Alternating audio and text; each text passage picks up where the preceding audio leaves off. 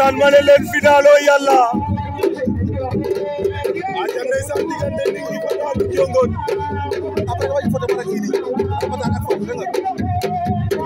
Ninki Fata bu Njongon Lamine Petit Sélé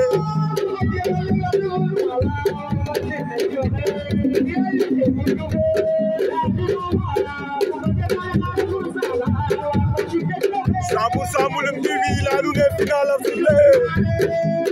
ndeysaan diggante Lamine Petit Sélé Ninki Fata bu Njongon ale ñoom finale de ngeen velero yega mavrel ndeysaan kaga layama nuun o nanangaan rek mbaba fa maaga xuɓaaw ande xanu ñaam no drapeau la cey njom aca ndeysaan le 25 décembre 2024 ici à Welor aca ndeysaan maa ngi bëgg waa Welor le grand champion Alaaji Welor maa ngi koy bëgg di ko siyaar aca di bëgg góor gi Njaay borom Welor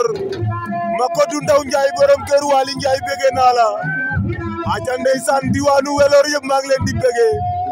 waa kër Socé fate wuñ leen waa Njaafat Escale Njaafat Boyrut bëgg naa leen siyaar naa leen aca ndeysaan di bëgg waa Njongon Njaak Njongon Bure aca waa campement Ngekox bëgg naa leen siyaar naa leen ale yer waago ye de jabar wan nge xeja dada aca ndeysaan di bëgg waa Mulum TV rawatina ñi nekk ci ligne bi di ma teewlu yëpp maa ngi leen di bëgg di leen siyaar cey njom fo belelum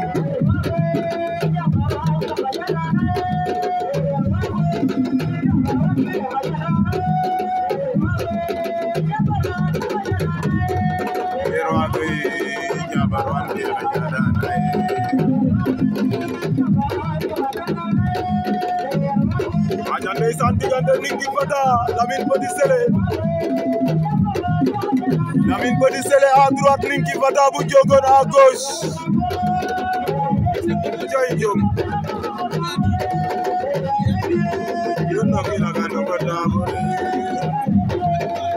aja ndeysaan ñi ma juum maa ngi lay bëgg di la siyaar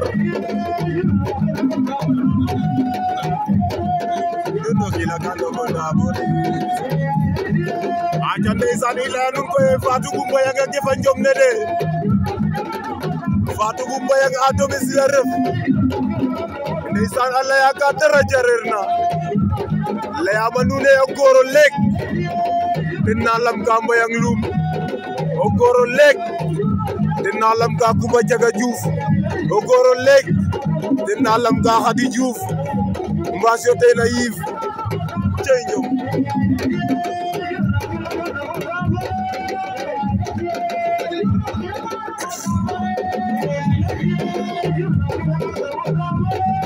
Ninki Fata Lamine Petit Sélé Lamine Petit Sélé Ninki Fata andam rayo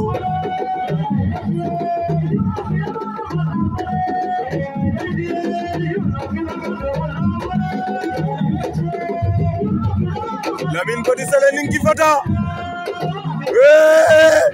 Allahu akbar Lamine Petit Sélé ma fa Ninki Lamine Petit Sélé tan na Ninki Fata Lamine Petit Sélé ama fa Ninki aja Ninki Fata di courage kaga refu njom